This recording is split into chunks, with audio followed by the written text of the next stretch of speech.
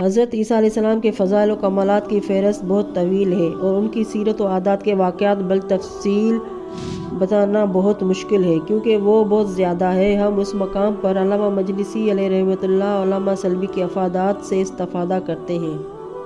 قرآن مجید نے آپ کے حالات و واقعات اور آپ کے نوادرات پر روشنی ڈالی ہے۔ ایک مقام پر ان کے بے باپ کے پیدا ہونے کا ذکر کیا ہے اور ان کو اس میں متفرد ہونے کی طرف اشارہ فرمایا ہے۔ ایک جگہ ان کے روح القدس کی تاکید کا ذکر کیا ہے۔ ایک مقام پر ان کی والدہ حضرت مریم علیہ السلام اور خود ان پر نعمت کی فراوانی کا تذکرہ کیا ہے۔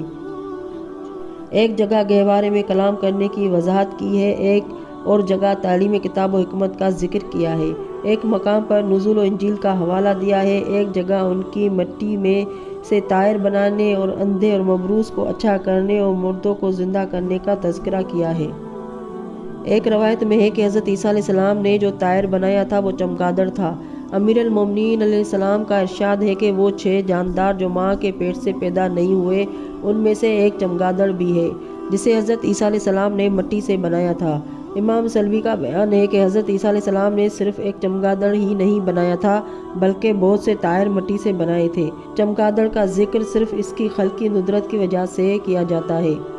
حضرت عیسیٰ علیہ السلام مردوں کو زندہ کرتے تھے اور ان سے کلام کیا کرتے تھے۔ حضرت مریم و عیسیٰ کے وطن پہنچنے کے بعد یہ دونوں ایک دن کہیں جا رہے تھے کہ راستے میں ایک قریہ پڑا۔ یہ دونوں ٹھہر گئے اور ایک شخص کے یہاں مہمان ہوئے۔ اس علاقے کا بادشاہ بہت ظالم تھا۔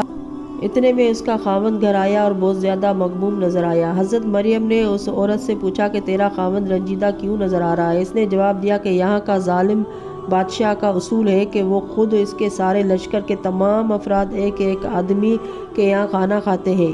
کل ان سب کو کھانا کھلانے کی ہماری باری ہے۔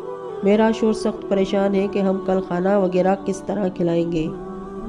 ہم میں ان مصارف کی برداشت کرنے کی طاقت نہیں ہے۔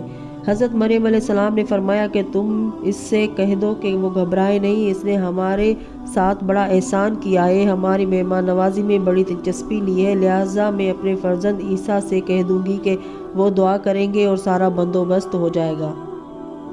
حضرت مریم علیہ السلام نے عیسیٰ سے واقعہ بیان کیا۔ حضرت عیسیٰ علیہ السلام نے فرمایا کہ آپ اس عورت سے کہہ دیں کہ وہ اپنے تمام بڑے بڑے برتن پانی سے بھر دے اور ہمیں بھرنے کے بعد بتا دے۔ چنانچہ انہوں نے اس عورت سے کہہ دیا، اس نے صبح کو سارے برتن پانی سے بھر دیے۔ حضرت عیسیٰ علیہ السلام کو بتایا گیا کہ میں نے تمام برتنوں کو پانی سے بھر دیا ہے۔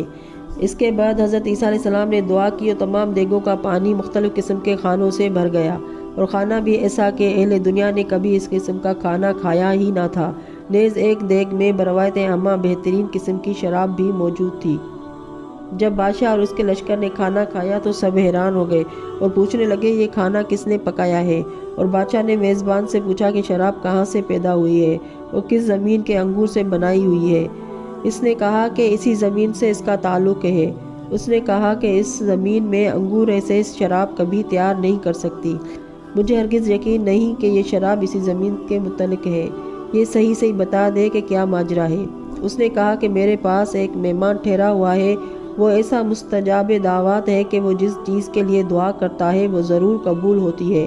اس نے دیگ میں پانی بھروا کر دعا کی تھی اور سارے کھانے تیار ہو گئے تھے۔ یہ شراب بھی پانی سے اسی کے دعا کے ذریعے سے تیار ہوئی تھی۔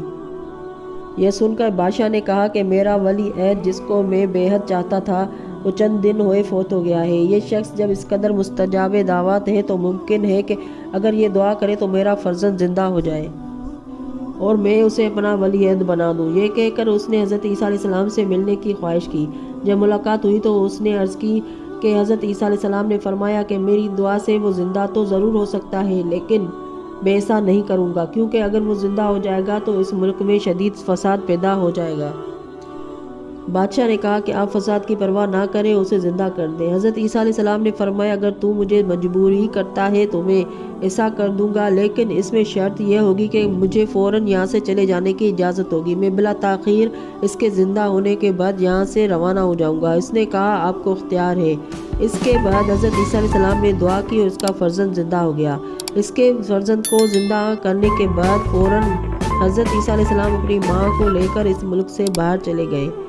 جب اس کی سلطنت کے لوگوں کو اس کے فرزند کی زندگی کا پتہ چلا تو وہ مسلح ہو کر بادشاہ کے اوپر پھٹ پڑے اور چاروں طرف سے گھیر کر حملہ کر دیا اور کہا کہ اب تک تو ہم سب کو کھاتا رہا، اب اپنے بیٹے کو ہم پر مسلط کرنا چاہتا ہے کہ وہ ہمیں کھائے، اور ایسا ہرگز نہ ہوگا۔